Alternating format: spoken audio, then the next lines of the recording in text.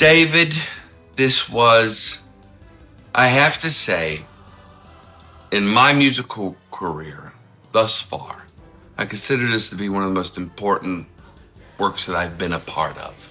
And I thank you for that. Thank you.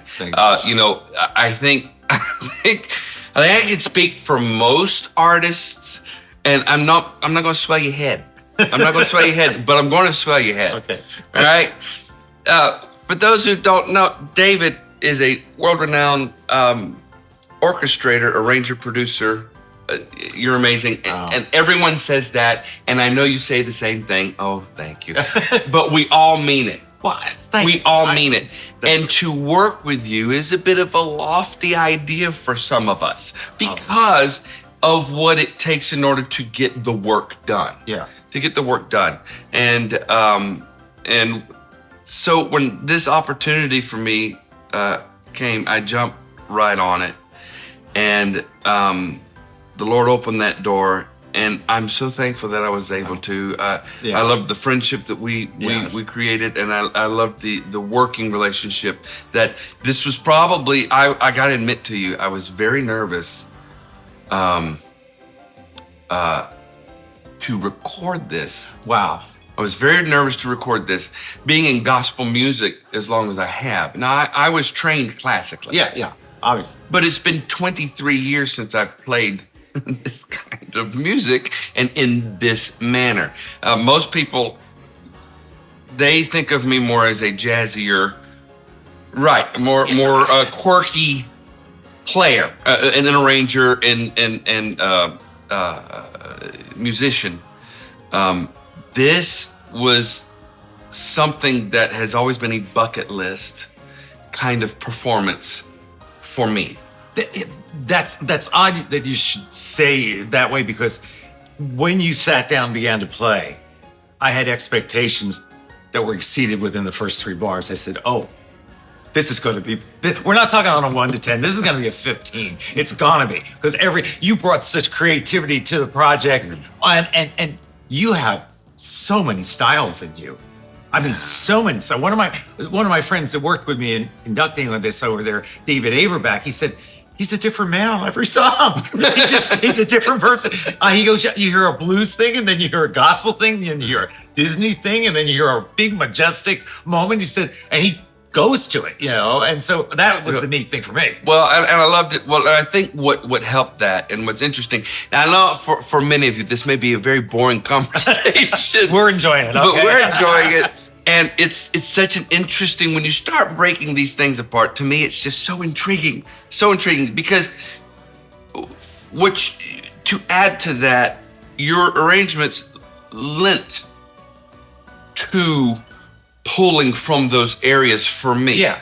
And now that comes from how long you been doing this? Well, I play piano, okay, and I've done about 5 piano albums myself. Yes. And then David T. Clydesdale, Google it. You can find it. Well, and then I did about 7 albums with Dino, and I did about 3 albums with Kim Collingsworth, and about 3 with Alex Zolt. And these are all piano players, so they want me to write a piano part, but then they want to make it theirs after they see it. Yeah. Correct. Yeah. But you've also, you've done for Sandy Patty, you've done for Larnell, you've done for Placido Domingo, you've done for Disney, you've done for Broadway. So your grab bag of styles and variations are very vast. It's a script writer I work with, Deborah Craig Clare. She said, I like your palette. It's a big palette.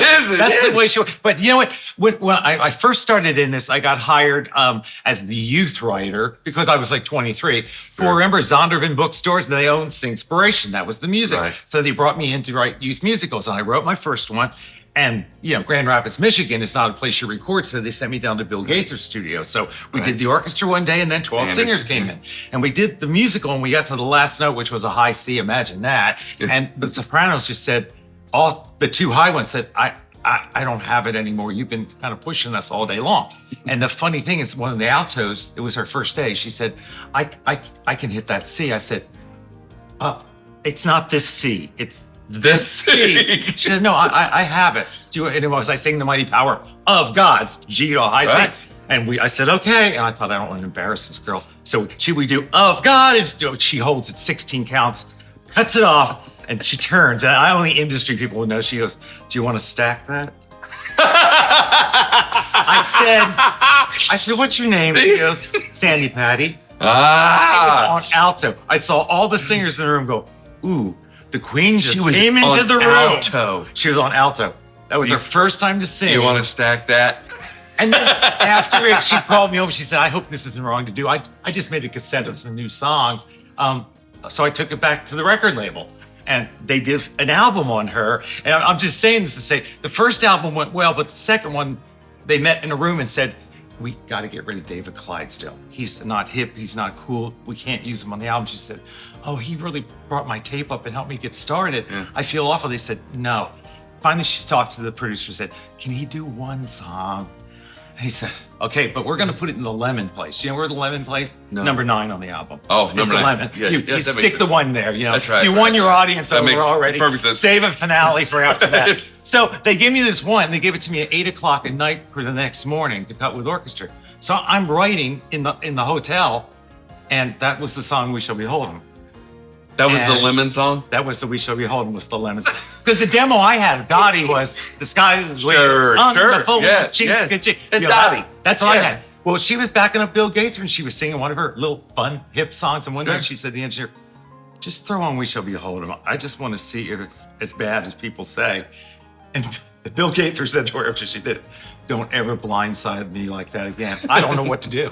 I don't know what to do next. I don't know where to... This audience is out of control. Right. So all of a sudden, the guy that was supposed to be fired was now moved up to get rid of the other guy. Right. This is our guy, Right. Rogelino. Right. This is her sound now. So that's where that came from. I say that's amazing. And in saying that, that's, to me, grabbing from those places, when your name came to my attention for this album, I knew that it was going to be fun because of who all and where all you have worked. So when it came to the arranging the piano, and you were so gracious. You were so gracious. So for those who don't know, David writes everything. All of it. Those of you who may have been in the studio before, you know that's not the case in a lot of different arenas. But he writes everything. You write everything. And you said you don't have to play what I wrote for the piano. And it just has to work with the track. Yeah. Correct. One, as an artist, one as someone who understands what it is that you do, I have respect for the fact that you wrote that. And I even told you, I said, I want to respect some of what you wrote. Yeah. And we did. Matter of fact, I think all in all, I think for the most part, that's verbatim what you wrote. Yeah. Because how do you mess with canon and D? Yeah, you have. You don't. We did an F, but that's right. Yeah. But canon and D, F. Yeah, that's an F, by the way. We had a real kind of bluesy arrangement of Blessed Assurance, and I took my best stab at writing bluesy piano. You did. That's not my thing, and you saw it and went, "Oh." You took it to a whole different place. Well, and that's what I loved about this album. A lot of albums in our genre are very piano heavy. And I think when we were mixing this, I was trying to be sure that didn't happen. And we discussed that. Yeah. I didn't want piano heavy because I wanted it to work with the orchestra. Mm. And when I arranged those songs, and those are very kind things you said, by the way. And but when arranging those songs, I just wanted to be sure it worked with what you wrote. And I think we found a beautiful middle ground there, and it just really was a wonderful thing. I'm so very excited. Grand is what it's called. And it is. And it is grand. I got to tell you real quick about that. I was trying to think, we had a different title. Yeah. We went through a couple titles, but I really wanted a one-word title. And my wife and I just talked about it, and just, we couldn't, everything I come up with, it sounded too egotistical. Superman. Yeah, majestic, amazing, whatever. We just couldn't get it right. And I texted a friend of mine, Gerald Wolf, and I said, he's brilliant man. And I said, here's my dilemma. What do you think? Do you have any ideas? He goes, let me think about it. Grand. And I went, I owe you a steak. You know what? Owe you a steak. I don't know. I don't remember the first time I saw it or I heard it, but my reaction was exactly the same. I said, that's a brilliant Whoever name. thought of that, that's exactly right. Gerald Wolf. That's exactly right. Called Grand. Released January 26th. If you didn't hear about it yet, you need to sign up for the email newsletter at tributequartet.com. tributequartet.com. Sign up for the text messaging. Text the word join to 615-398-4324. You can find all that information. I know it's a lot for you to remember. Subscribe to this channel. Learn everything there is to learn about what I do at tributequartet.com. You can find more of my music at joshsingletary.com. Go get grand. Get grand.